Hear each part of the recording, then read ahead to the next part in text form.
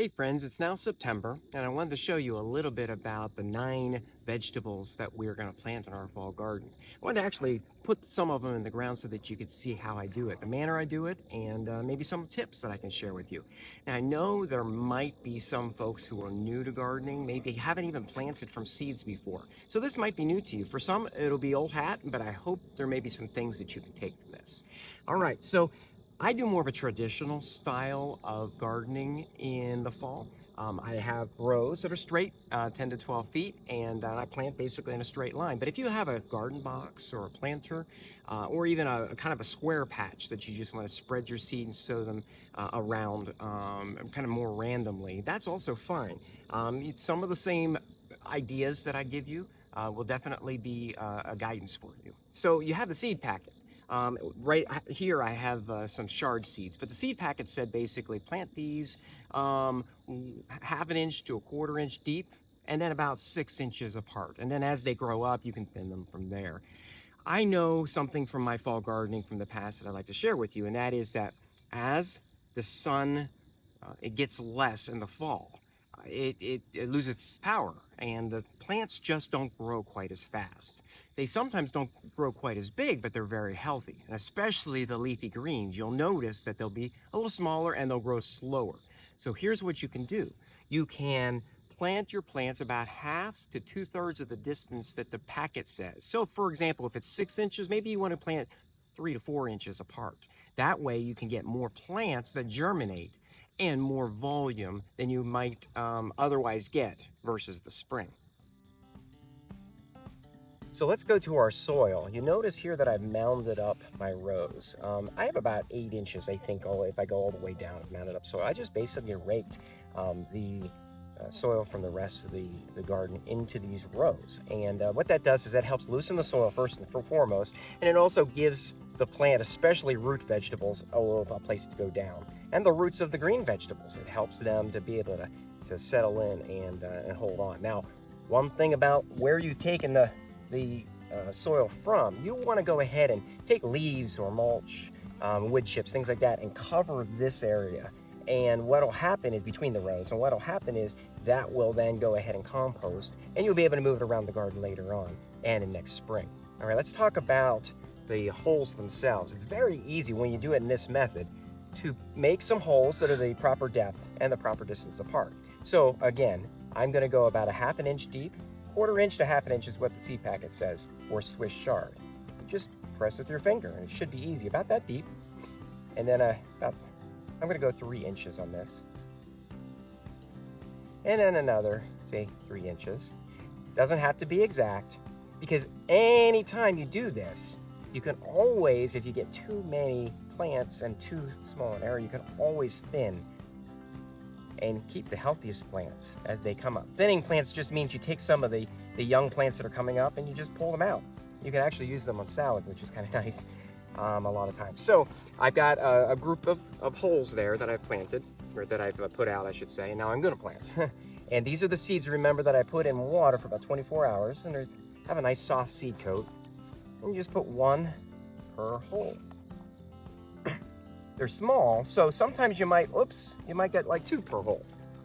And that's okay. In fact, some people actually recommend putting multiple seeds in each of your planting holes in case one of them maybe is bad. So germination rate on Baker Creek is supposed to be plus 90%, which is really, really good. And you'll want to, leverage that. But keep in mind that there are going to be some seeds that are not going to come up, and you might actually have gaps in your row as they come out.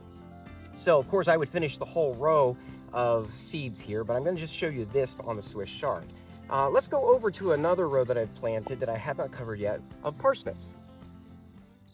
All right, we're ready to cover the holes that we've made for the parsnip row. So let me show you my method. And I use my hands, my bare hands. Use gardening gloves for all of this if you want. I just like to use my hands and get my hands in a nice warm and moist soil. But it's super easy. I just straddle the row, and I come down here and I pucker the soil over the holes that I've created to make sure that the seed is covered, but it's not covered by too much soil. Remember, we want that, you know, inch to half inch to quarter inch, that sort of thing. And you also want to watch to see if there are any rocks that get over the hole itself, any maybe immovable type objects, a big stick or something like that. And you can use both hands and just pucker like that, get the rocks out of the way. And it's super easy, shouldn't take you but a minute. And it's good exercise on your quads too. Woo, I'm feeling it. All right, just about done. All right, after you've covered your seeds on your row, you want to do an initial watering. So that's what I'm going to do right now. Take your watering can or your hose, and you want to just lightly water the seeds to begin, okay? You don't want to do too much disturbing, and it should be moist, not laying water or wet puddles, things like that. But you just want to make sure that that is enough water to start. Now, we've had rain recently, so I'm not putting quite as much on this time, but the rule of thumb is that you want to make sure that it's always moist until and soon after it germinates. And you can just tell what a moist soil looks like versus a dry soil. Make sure it's moist because those seeds are trying to germinate right now and they're waking up. That's real important. Now, if you have rain during the week, they say that maybe an inch of rain is great for plants for the week. If you want to try to augment the rainfall for the week with your watering morning and evening, that's a good idea. Another thing about watering that's important is if it's like a late August or early September 90-degree day, don't water in the middle of the day. It's not worth it. That water will just evaporate. It won't ever hit the seeds. So as the seeds are germinating, water in the morning especially, and maybe again shortly after the sun goes down in the evening. That would be a great time frame for you, up to about an inch a week, and you'll see that abundance start growing. All right, one last thing we need to talk about when it comes to fall gardening is season extenders. There are different types of season extenders. One type that I like to use is the row cover. You can use like blankets if you want, or even they use milk jugs over some plants that are in like boxes. But if you have a lot of plants like I do, obviously you can't have all your milk jugs out there. It takes a lot of space to store those milk jugs for fall planting. So what I do is I purchase these row covers. They're plastic row covers with hoops that are metal, and they do have little strings at the end in the coldest weather that you can go ahead and tie those so that no cold air gets in at all. These are great. I've used these down to about 22 degrees, and they do a good job for my fall plants. They do a great job for the spring plants as well. One of the things about a fall garden that you have to keep in mind is that some of these plants that I've recommended are in the long term. There are marathon rates, like turnips and parsnips are not going to be completely ready by the first freeze. They're going to be mature enough where they'll survive.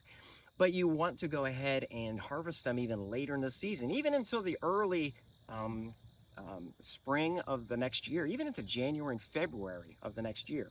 So it's important to kind of consider that you want to have season extenders just in case you get those 20-degree nights.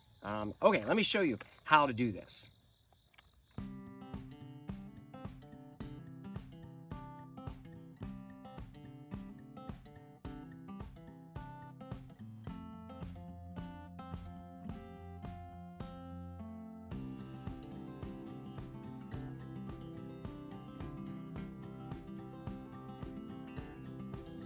All right, that's a wrap on our fall seed planting. Now, of course, the methods and the tips that I showed you here for fall planting can be used for spring planting as well, even summer planting if you're thinking about doing seeds in the summer. If you're a new gardener and you've never worked with seeds before, don't be afraid.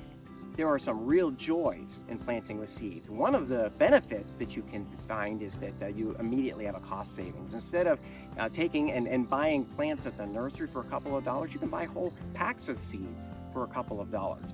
And you have lots, hundreds even, of seeds in those. And if you don't use all of the seeds in one season, which is hard to do with hundreds, right? You can go ahead and wrap those seeds up, put them in a little container, and put them in your fridge until the next spring, which is really a neat thing. Well, maybe we'll talk about that in a future video of how to do that.